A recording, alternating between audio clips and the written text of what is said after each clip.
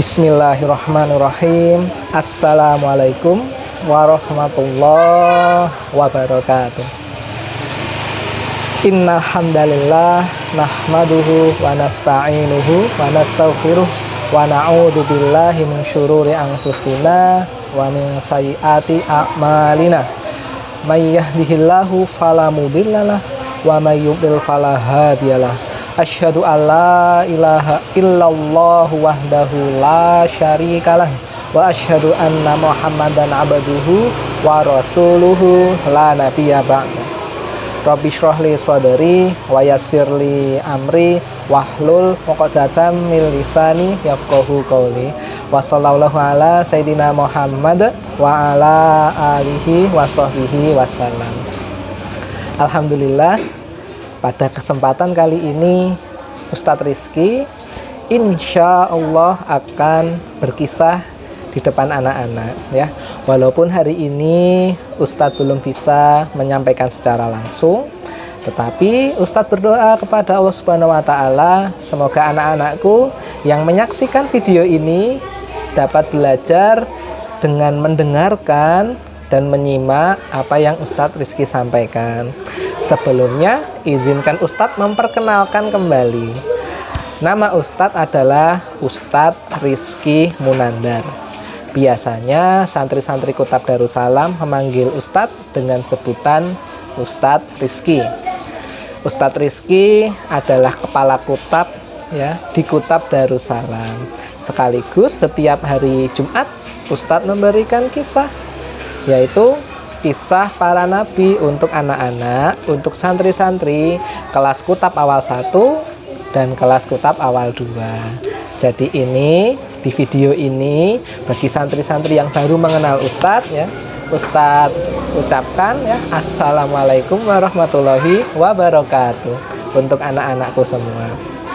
Baik, pada kesempatan kali ini Ustadz Rizky ingin berkisah tentang kisah Nabi yang pertama, yaitu Nabi Adam alaihi salam. Nah, anak-anakku yang semoga dirahmati Allah Subhanahu wa Ta'ala, kita belajar kisah, khususnya kisah Nabi, adalah bentuk dari rukun iman yang kita yakini. Anak-anak tahu ya, rukun iman yang pertama adalah iman kepada Allah Subhanahu wa Ta'ala. Yang kedua adalah iman kepada malaikat. Yang ketiga adalah iman kepada kitab suci Al-Qur'an.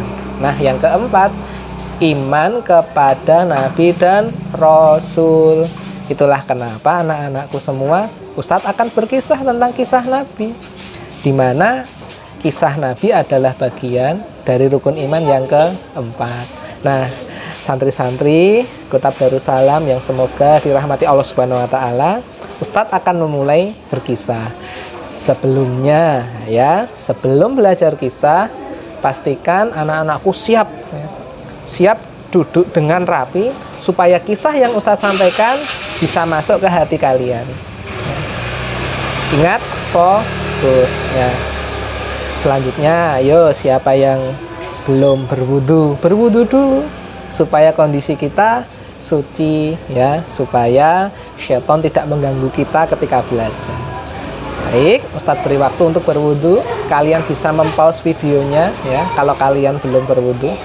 Kalau sudah siap, kalian bisa melanjutkan video ini lagi ya, silahkan di pause jika ingin mempersiapkan diri. Baik, kita mulai ya anak-anak untuk pembelajaran kita. Kita buka dulu dengan membaca bacaan basmalah bersama-sama. Bismillahirrahmanirrahim. Selanjutnya kita berikan sholawat kepada Nabi kita, yaitu Nabi Muhammad. Sama-sama kita ucapkan sholawat. Allahumma sholli ala Muhammad wa ala ali Muhammad kama shallaita ala Ibrahim wa ala ali Ibrahim innaka Hamidum Majid wa barik ala Muhammad wa ala ali Muhammad kama barakta ala Ibrahim wa ala ali Ibrahim innaka Hamidum Majid. Baik, kisah kita adalah kisah Nabi Adam. Anak-anak tahu siapa manusia pertama yang Allah ciptakan di bumi ini? Nah, manusia pertama yang Allah ciptakan adalah Nabi Adam alaihi salam.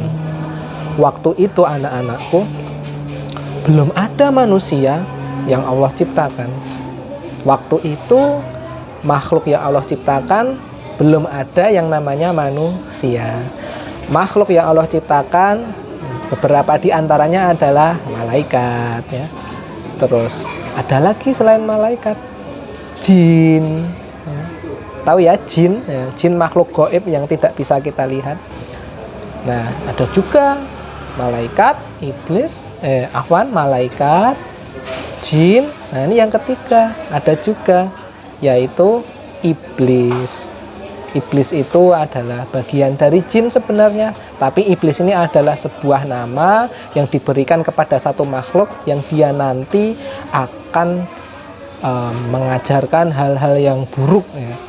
Ustadz akan mulai kisahnya.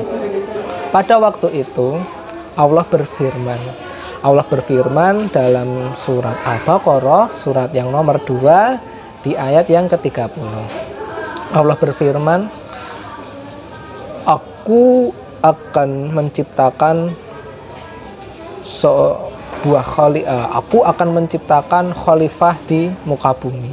Allah berfirman, Allah akan menciptakan manusia di muka bumi. Lalu para malaikat waktu itu bertanya kepada Allah Subhanahu wa taala, "Ya Allah, kenapa Engkau menciptakan manusia? Bukankah ya, ini kalau dalam tafsir diceritakan, bukankah dulu di bumi ada sekelompok jin yang mereka hidup di sana, tetapi akhirnya membuat kerusakan?" Nah, Allah menjawab, sesungguhnya aku lebih mengetahui.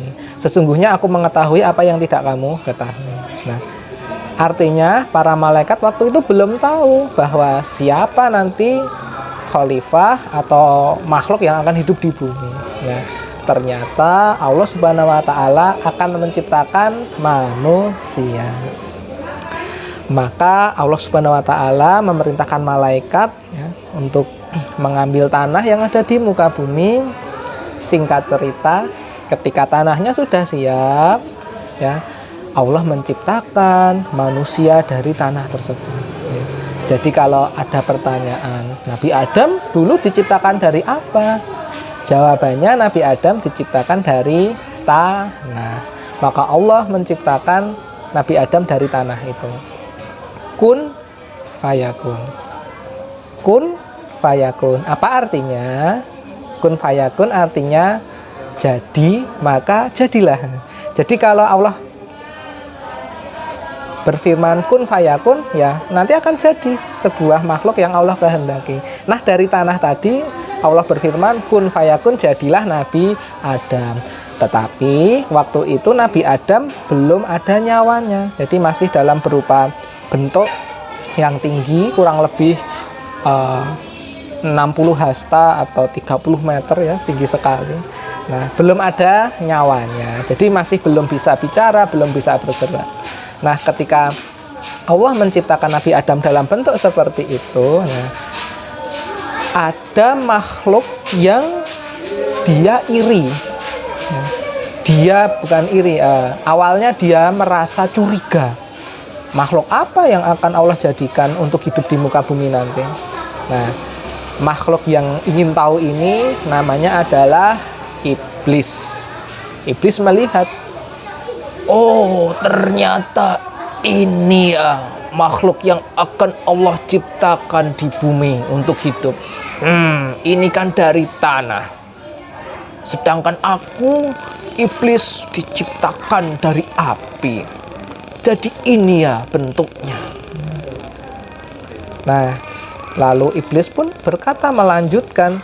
Iblis berkata, kalau hanya makhluknya seperti ini, aku tahu kelemahannya. Ada 9 lubang di tubuh itu. Ya. Nah, coba kita hitung, bener nggak kata iblis? Kita hitung ya lubang dalam diri kita. Mata 2, hidung lubangnya ada 2, dijumlah jadi 4, ya. Lalu mulut 1, telinga 2, jadi 7, dan 2 lubang yang lain, ya. Nah, jadi ada berapa lubang anak-anakku? Jumlahnya 9.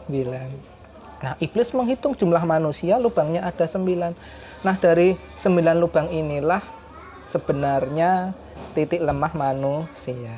Coba kita perdalam lagi ya anak-anak. Mata kita ya kalau tidak digunakan untuk hal yang baik, pasti untuk hal yang buruk.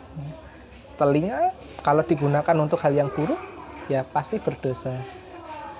Mulut kita kalau kita gunakan untuk berkata yang buruk, jadi dosa. Maka dari 9 lubang ini adalah titik lemah manusia. Tapi ingat anak-anakku, walaupun 9 lubang ini adalah titik lemah manusia, asalkan kita bisa menjaga, insya Allah kita tidak akan terjerumus dalam dosa. Coba lisan kita gunakan untuk berbicara yang baik, pasti dapat pahala. Coba telinga kita dipakai untuk mendengarkan hal-hal yang baik, maka kita akan dapat pahala. Nah, itulah yang diamati oleh iblis. Ketika selanjutnya Allah meniupkan atau memberikan ruh kepada Nabi Adam yang belum ada ruhnya, dalam bentuk manusia yang sangat tinggi, Allah berikan ruh. Nah, dari situlah Nabi Adam lalu bersin. Nah, ketika bersin, kita ucapkan Alhamdulillah. Nah, setelah Allah menciptakan Nabi Adam, lalu diberikan ruh, maka perintah Allah adalah seluruh makhluk yang ada di surga waktu itu disuruh bersujud kepada Nabi Adam alaihissalam. Malaikat mau sujud kepada Nabi Adam karena itu adalah perintah Allah. Semuanya sujud kepada Nabi Adam karena Allah yang memerintahkan. Tetapi ternyata iblis tidak mau taat kepada perintah Allah. Justru ketika semuanya sujud, hanya satu yang masih berdiri. Nah, itulah iblis. Allah bertanya pada iblis, kenapa dia tidak mau mentaati perintah Allah? Iblis berkata, ya Allah, aku kan diciptakan dari api, sedangkan dia diciptakan dari tanah. Kenapa aku harus sujud sama dia? Bukankah aku lebih baik daripada Adam? Nah, anak-anakku, ini iblis telah salah. Iblis telah tersesat dan iblis merasa sombong. Ya, tidak boleh kita bersikap sombong. Karena yang menentukan baik diri kita adalah amalan kita, yaitu takwa kita. Apalagi Allah memerintahkan, ya harus ditaati. Nah, iblis tidak mau taat kepada Allah.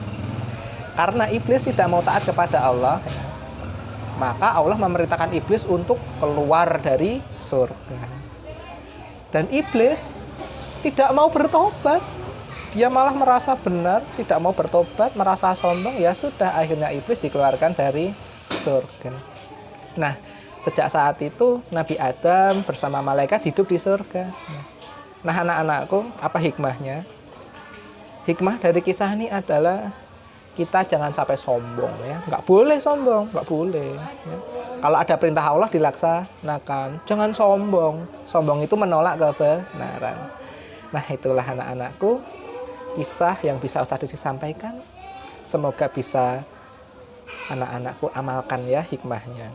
Baik, kita tutup kisah kita pada kesempatan kali ini dengan kafaratul majelis. Subhanakallahumma wa bihamdika asyhadu alla ilaha illa anta astaghfiruka wa atubu ilaik. Assalamualaikum warahmatullahi wabarakatuh.